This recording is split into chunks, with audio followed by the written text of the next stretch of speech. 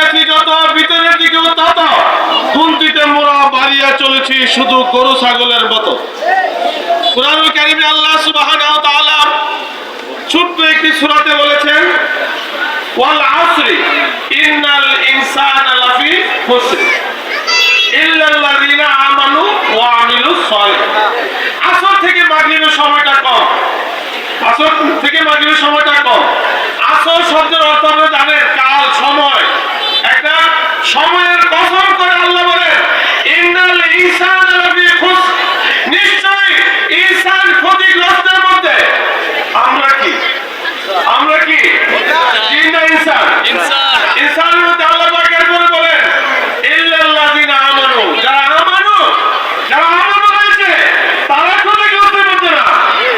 আমানু, আমানু যারা তারা ক্ষতিগ্রস্তের মধ্যে না। এখন আমানু হইতে গেলে আপনাকে শুদ্ধ মানুষ হতে হবে, আপনার মধ্যে মনুষ্যত্ব থাকতে হবে। কবিগুরু রবীন্দ্রনাথ ঠাকুর বলেছেন আমি হিন্দু, আমি বুদ্ধ, আমি খ্রিস্টান, আমি মুসলমান, একথা শুনতে শুনতে আমার কান জ্বালাপোড়া হয়ে গেছে। আমি একজন মানুষ হয়েছি, একথা কারোর মুখে শুনি নাই। আর মানুষ যদি হতে না পারি তাহলে হিন্দু, বুদ্ধ, খ্রিস্টান হয়ে জগতের কোনো লাভ নেই। ভাইয়েরা আমার, বাবার আমার, সেই মনুষ্যত্ব শিক্ষা। মানুষ সকলের ঘরে জন্মগ্রহণ করে, মনুষ্যত্ব সকলের ঘরে জন্মগ্রহণ করে না।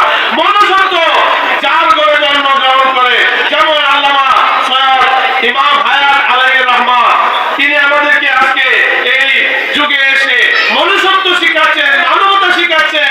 এই মানবতা যার মধ্যে আছে, মনুষ্যত্ব যার মধ্যে আছে, মানবিকতা যার মধ্যে আছে, এইটি হচ্ছে আদর্শ মানুষ।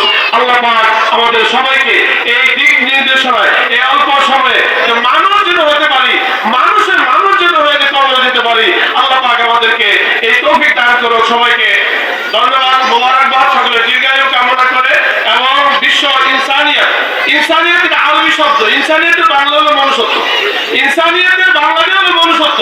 মনুষ্যত্ব ওয়ালা মানুষ ইনসানিয়ত, ইনসানিয়ত মনুষ্যত্ব, শুদ্ধ মানুষ, শুদ্ধ মানুষ।